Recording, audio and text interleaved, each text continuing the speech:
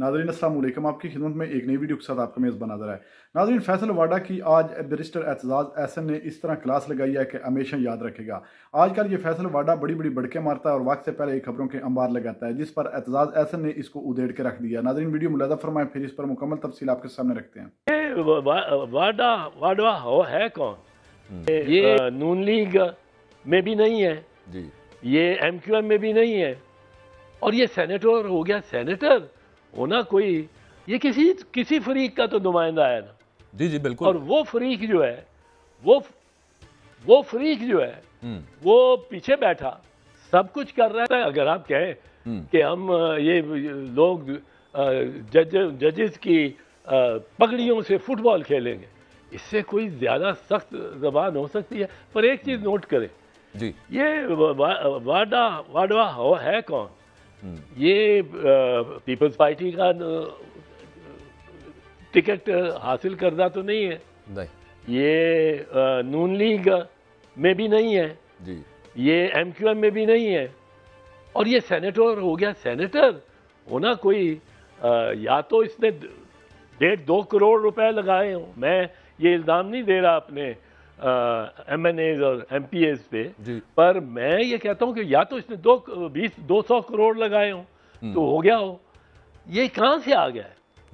ये किसी फरीक का तो नुमाइंदा है ना जी जी बिल्कुल। और वो फरीक जो है वो फरीक जो है वो पीछे बैठा सब कुछ कर रहा है, सब कुछ करवा रहा है। अब ये नहीं कहा जा सकता, पहले कहा जाता था ये तलाल चौधरी है, ये दानियाल अजीज है, और ये तो बेचारे सज़ा याफ्ता हो गए। पर जिनको को सज़ा नहीं मिली, ख्वाजा आसिफ ने क्या कुछ नहीं कहा किसी के बारे में जी, और ये राना सनाउल्लाह ने क्या कुछ नहीं कहा। मरियम ने ट्रक लेके गई और सुप्रीम कोर्ट के सामने चीफ जस्टिस की अदालत के सामने खड़ी होकर ट्रक, और उधर से लाउड स्पीकर, और जो कुछ उनको कह सकती थी वो कहा। अदलिया ने दरगुजर किया। अब पॉइंट मेरा ये दरगुजर का भी नहीं, पॉइंट मेरा ये है, ये वाडवा किसका कैंडिडेट, जिसका ये कैंडिडेट है उसकी जबान ये बोल रहा है, और वो इस वक्त चाहते हैं कि हम अदलिया को ज़ेर कर लें। अब अदलिया को ज़ेर करने में मुश्किल जो उनको आ रही है वो ये है कि इत्तफाक ऐसा हुआ है कि ये शुरू हुआ है 6 जजों, इस्लामाबाद हाई कोर्ट के जजों, उन्होंने तंग आ गए होंगे, बहुत ही तंग आ गए होंगे। उन्होंने एक खत अपने चीफ जस्टिस को लिखा, कादी फैज़ उमर बंदयाल साहब को। उन्होंने कोई उसको पहले उन्होंने अपने चीफ जस्टिस आमिर फारूक को लिखा, उन्होंने कोई उसको अहमियत ना दी। उन्होंने बड़े खुश असलूबी से शाइस्ता अंदाज में चीफ जस्टिस ऑफ पाकिस्तान के नोटिस में लेके आए। उन्होंने भी उमर अताब बंदयाल साहब ने कुछ ना उनकी इमदाद की। कहते हैं कि इन तक भी पहुंची बात काजी साहब पे, ये कई दफ़ा मरतबा अपना खुद नोटिस कर लेते थे, नहीं किया उन्होंने। फिर उन्होंने जब ये रुजू किया सुप्रीम जुडिशल काउंसिल से, और जायज़ तौर पे कि आपने कोड ऑफ कॉन्डक्ट बनाया है, आपका इख्तियार है कोड ऑफ कॉन्डक्ट बनाना आइन के तहत, पर आपने इसका हम ये रहनुमाई करें, ये हमें नहीं मिला कि इस तरह की धमकी मिलती हो, रिश्तेदार उठाए जा रहे हों और दबाव डाला जा रहा हो किसी रियासती एजेंसी की जानिब से, तो अब क्या करें?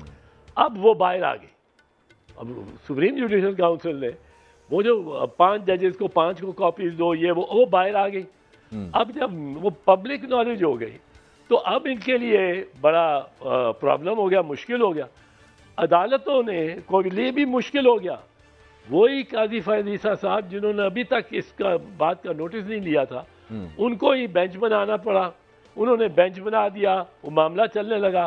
आपने कहा, काजी साहब ने कह दिया कि मेरे होते हुए ऐसी कोई धमकी नहीं आई किसी की। आपने कहा nothing of this kind has happened under my watch, यानी उमर बंदयाल, आसिफ सईद खोसा उनके वक्त से ज़रूर हुआ होगा, साकिब निसार, मेरे होते हुए कोई नहीं हुआ। अब उन्होंने जब ये कह दिया, अब उनको अब ये बाबर सत्तार साहब का एक दूसरा खाता हो गया। अब कादी फायदी था तो ये साहब ये तो नहीं कह सकते मेरे होते हुए कुछ नहीं हुआ। अब उनको भी इसमें डट के ये इस तरह की गालियां वालियां खाएंगे इस वक्त डट के, और इसमें एक्शन लेना चाहिए। आज मायूसी हुई है, इनको एक्शन लेना चाहिए था। सर कल उसमें अतर मिनुल्लाह साहब ने भी अटॉर्नी जनरल साहब को मुखातिब करके उन्होंने कहा कि आप प्रॉक्सीज के जरिए हम पे प्रेशराइज हमें कर रहे हैं, धमका रहे हैं हमें। उससे पहले जो बाबर सत्तार साहब के खत का एक एक्सेप्ट वो जो लीक हो गया, पता नहीं जहां से भी वो आया, उस पर भी खैर हुकूमत कह रही कि ये कहां से निकला, वो उसकी अब अलग तहकीकात शुरू हो रही है, लेकिन उसमें कहा गया कि उनको बैक ऑफ होने का कहा जा रहा है। और फिर दूसरा कहा गया कि प्रेशर बनाया जा रहा है। तो अटॉर्नी जनरल साहब ने एक वीडियो बयान दिया, उन्होंने कहा कि मेरे ऑफिस के थ्रू और फिर साथ एडवोकेट जनरल के ऑफिस के थ्रू ये रिक्वेस्ट आई थी कि इसको इन कैमरा रखें इस सब मामले को। मैं आपसे ये जानना चाहता हूं कि इस तरह को कोई मामला हो जिसको फिर बाद में अता तारड़ साहब ने नेशनल सिक्योरिटी से भी जोड़ दिया, तो ये डायरेक्ट कोर्ट के अंदर भी तो रिक्वेस्ट की जा सकती थी थ्रू एडवोकेट जनरल। ये कहलवाने की आपके ख्याल में मुनासिब थी मामला? नहीं, वो तो कहलाना थ्रू अटॉर्नी जनरल और एडवोकेट जनरल ही मुनासिब है बजाय किसी और के, या लॉ मिनिस्टर हो सकते हैं। ये तीन अटॉर्नी जनरल, लॉ मिनिस्टर, ये दो अगर कोई आपने पैगाम देना भी है अदलिया को, और ज़रूरी नहीं होता कि आपने केस के मुतल्लिक ही इल्ज़ाम देना हो। कोई जज या बड़ा जज किसी दूसरी ज्यूरिसडिक्शन से विजिट कर रहा हो, चीफ जस्टिस का गेस्ट हो, तो प्राइम मिनिस्टर अगर फ़ोन उठा के उनसे पूछ लें कि सर कोई ज़रूरत है किसी चीज़ की, किसी ताउन की, आपके मेहमान आ रहे हैं, एक कॉन्फ्रेंस भी आप कर रहे हैं, आप एडमिनिस्ट्रेशन को जो कहेंगे वो करेगी। लेकिन ये जिस तरह की बातें कर रहे हैं ना कि ये डरा धमका रहे हैं, और मैं हैरान हूं कि इनको इतना एहसास नहीं हुआ, ये बिल्कुल इनको एहसास नहीं है कि ये जजेस अब सब एक हुए हैं। इस तरह का फिनोमिना कहीं नहीं आया। जूनियर मोस्ट जज in the high court to the chief justice, इनकी मजबूरी है कि ये एक हो जाए, मजबूरी है, क्योंकि ये अब इंस्टीट्यूशनल इनको फेस करना पड़ रहा है फेडरल गवर्नमेंट को। फेडरल गवर्नमेंट शहबाज शरीफ की नहीं, फेडरल गवर्नमेंट वो जिसने शहबाज शरीफ को सहारा दे रखा है, जैसे एक दफ़ा बाजवा साहब भी सहारा देते थे, तो वो ये उनकी तरफ से मैं समझता हूँ बड़ी एडवेंचरिज्म है। नाजरीन, आपने वीडियो मुलाजा फरमाई है। नाजरीन देख लें, बैरिस्टर एतजाज अहसन ने जो कुछ इसके साथ किया, इस लोटे को जितना हकीकी ऐना दिखाया वो बिल्कुल हकीकत पर मबनी है। और नाजरीन, जब सामने आगे टक्कर का बंदा बैठा हो तो फिर बोलना मुश्किल हो जाता है। किस तरह फैसल वाडा की बोलती बंद हुई, एक भी लफ्ज आगे से ना बोला। नाजरीन, ये आजकल ताकतवरों का पिट्ठू बना हुआ है, और वहां से ये खबरें उठाकर बैर जो है वो आकर मीडिया में शो करता है, लीक करता है, अपनी पॉपुलरिटी दिखाने की कोशिश करता है। नाजरीन, बड़ी बड़ी ये बढ़ के मारता है और इमरान खान पर ताबड़तोड़ कभी हमले करता है और कभी कहता है कि मैं इमरान खान के पास जेल में दिन दिहाड़े जाऊंगा, रात को नहीं मिलूंगा। नाजरीन, इससे बड़ा लोटा कौन हो सकता है कि मुश्किल वक्त जब पीटीआई पर आया तो ये फौरन वहां से भाग गया और दूसरों की गोद में जाकर बैठ गया। नाज़रीन, जिस तरह बैरिस्टर एतजाज अहसन ने कहा है कि वाडा है कौन, वाडा की औकात क्या है, किस पार्टी से ये तलक रखता है।